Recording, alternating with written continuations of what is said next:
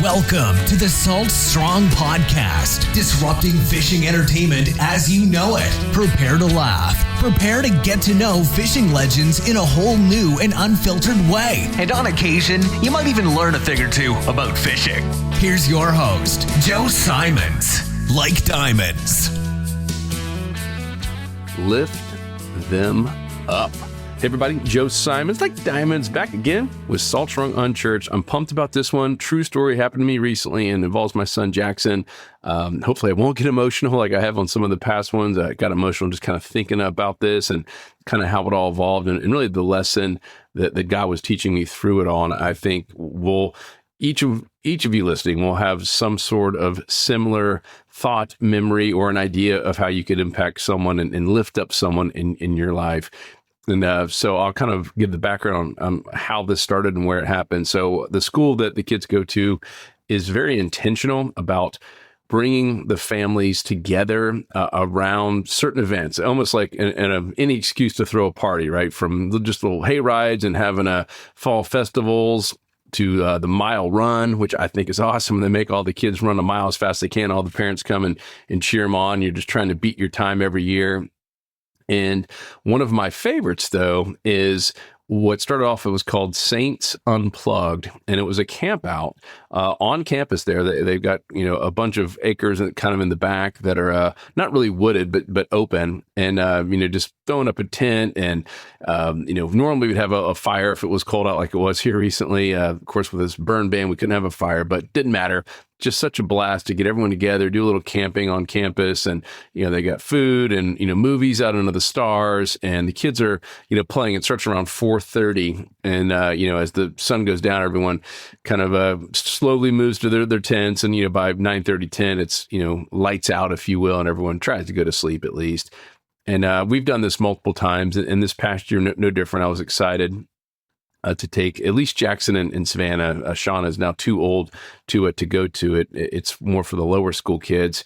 And prior to the sun going down, a lot of the kids were out there playing their favorite sports. They had basketball.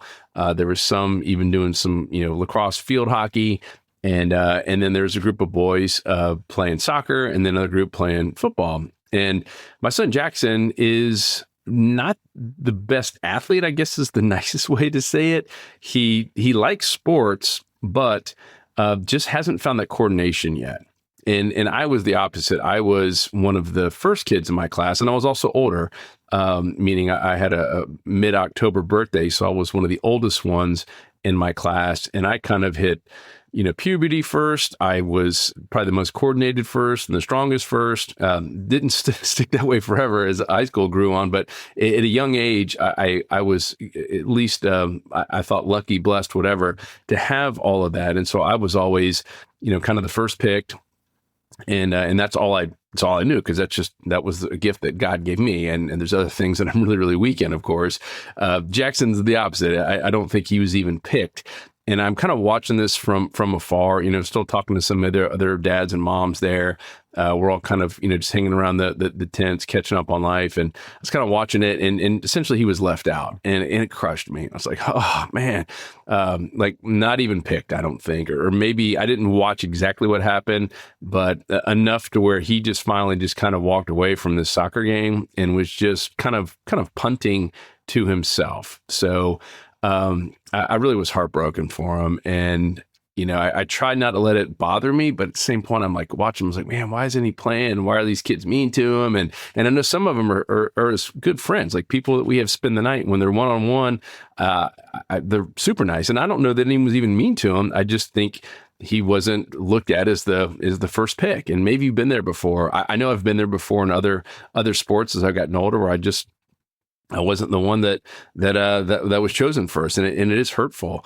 And so anyhow, I'm kind of watching this, and at one point I went to go to the bathroom, and I passed by. I was like, "Hey man, how you doing, buddy?" And he's like, "Dad, man, will you kick with me?" And I said, "Well, let me go to the bathroom, and I will." And part of me, wanted to keep going back and hanging out with my friends or some people I hadn't caught up with in quite some time. And the other part of me was like, you know what? This is my chance to lift my son up and spend a little time with him. And he really wants to kick with me. You could tell him it meant the world to him. So I'm kicking with him, and he essentially has created this, I'm going to call it a new soccer game. So he's still a soccer ball, but it's a lot of, punting, and there's certain rules on how many times it could bounce. And it's essentially a game, he completely made up, which is fine. And I enjoyed doing it with him. And what was interesting, though, watching it all kind of unfold, is he's doing that, and I'm doing some pretty big punts, to the point that now the other kids are kind of taking notice, and he's very quick to make sure that they see him and me doing this and how much, fun we're having. And a couple of people even came over, like, what is this? And Jack's like, oh, this is the game. I don't even remember the name of the game. But it was really neat for me to see his confidence go up. And all of a sudden, his excitement of, doing something fun with his dad. And he had completely forgotten about being left out. And I completely forgotten about any of the hurt feelings or whatever was there in just moments earlier, right? I mean, we're sitting on the same field that it just happened with the same kids on the, 20, 30 yards away from us. And he was just so proud being able to do this with me. And afterwards, I went up to him. I was like, man, that was really fun, buddy. And I said, I'm real proud of you for creating your own game. And man, this is where I get emotional, because I think deep down, that's what all of us want, especially from a father, from going up to God, for the father to tell us and look us in the eye, say, man, we're real proud of you. And you could tell, like, it just, something changed in him when I said that. And ever since then, this was, only 10 days ago, I guess, as I'm recording this, and every day since, he's wanted to kick the ball with me after school and do this game. And you can tell he's excited to come home. He's excited to do it. And I thought about that, and I was like, wow, all because I took a little bit of time, and shame on me, it wasn't my first choice, just being completely transparent.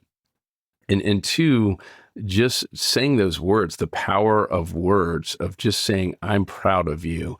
And it hit me on how few times I've probably said that. I think a lot of us compare kids and spouses and coworkers and everyone to ourselves, or we have this maybe kind of false narrative of what they should be doing, or how good they should be at something, and sometimes we look at it through the wrong lens, instead of just saying, yeah, you know what, that's not exactly how I did it growing up, and that's not even the real game of soccer, but man, I'm proud of you.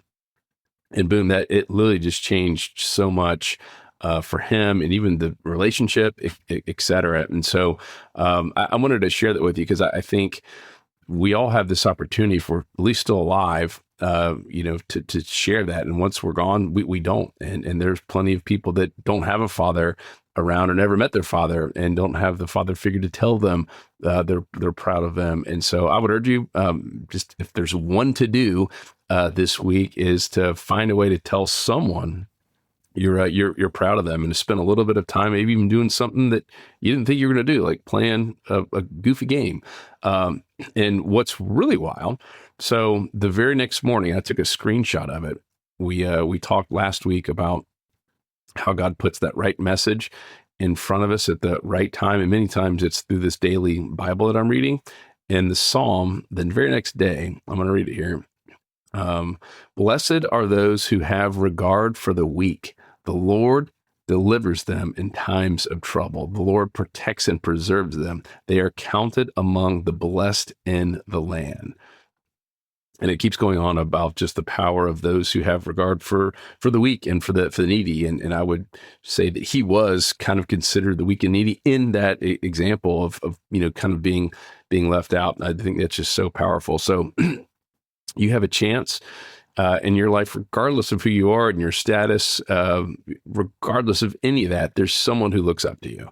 And even if they don't, they will when you start blessing them and flooding them with love and favor and lifting them up by even just saying, man, I'm really proud of you. You really did a good job there. Or even, hey, that was really cool. You created a game out of thin air.